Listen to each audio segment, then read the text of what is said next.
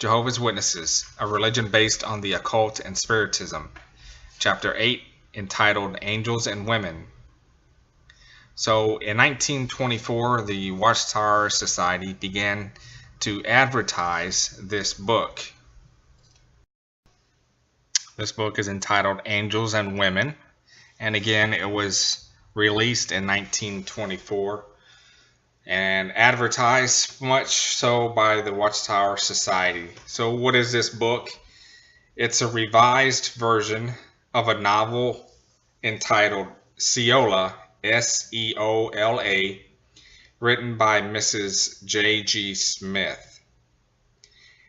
And this book is a historical journal of the prophetess Aloma.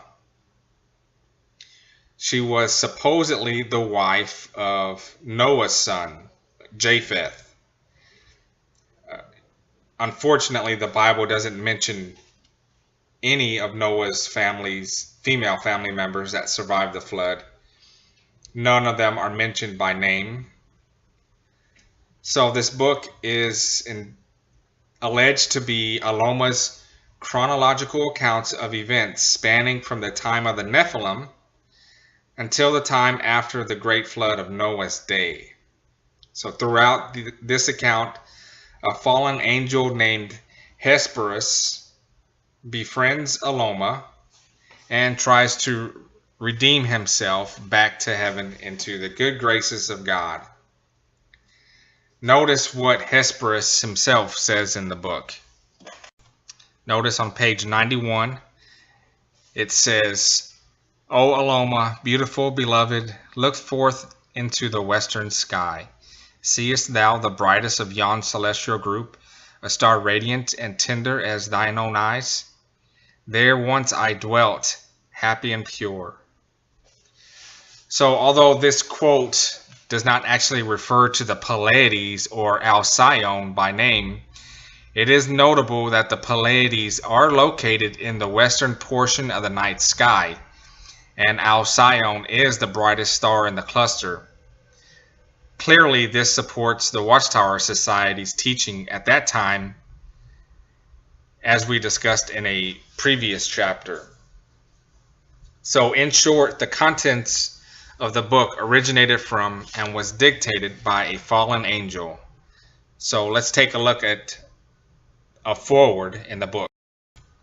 Here on page 5, you can see in the yellow highlight what it says in the foreword. The reviser of this book, which was C.T. Russell, is of the opinion that the original manuscript was dictated to the woman who wrote it by one of the fallen angels who desired to return to divine favor. You catch that? What's going on here? A fallen angel. Let's not call it a fallen angel anymore, because once they have fallen out of the good graces of God, they're no longer called angels. They're called demons, right? So a demon dictated to this woman what to write down, and therefore you have this book. So in other words, the Watchtower Society, I'm not sure if they published the book, but in the very least they were advertising it very much. A book which existed by means of spiritism and channeling as a way to help people avoid spiritism and channeling. The author mentions that this is kind of like giving your family the bubonic plague to avoid becoming sick with the bubonic plague. Doesn't make any sense, because the Bible clearly says that this form of channeling, spiritism, talking to the spirits, is not acceptable.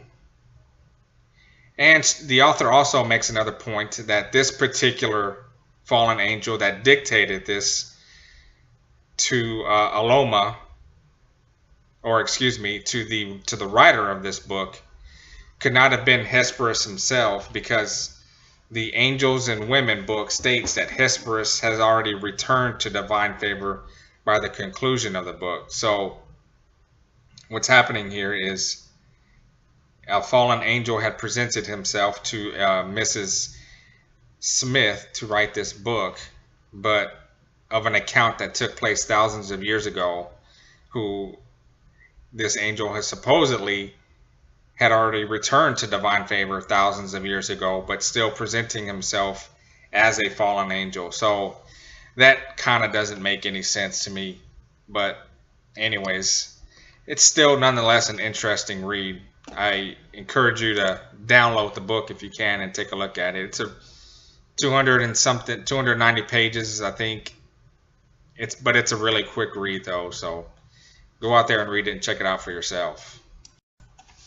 So here we have a screenshot of a golden age. I believe it's December 3rd, 1924, page 150, under the topic Angels and Women. And we have two people that wrote to the Golden Age or the Watchtower Society. And they were inquiring about this book. And notice what the reply was. To both above letters, we reply as follows.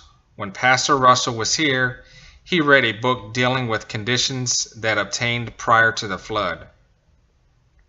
He requested some other brethren to read it. It was so much in harmony with the Bible account of the fallen angels that he regarded the book as remarkable. Under his supervision, it was revised and later published by one who was formerly his confidential associate. The new book is published under the title Angels and Women. Scriptural citations are given. An appendix is added. Pastor Russell remarked that at some opportune time the book, revised, should be published.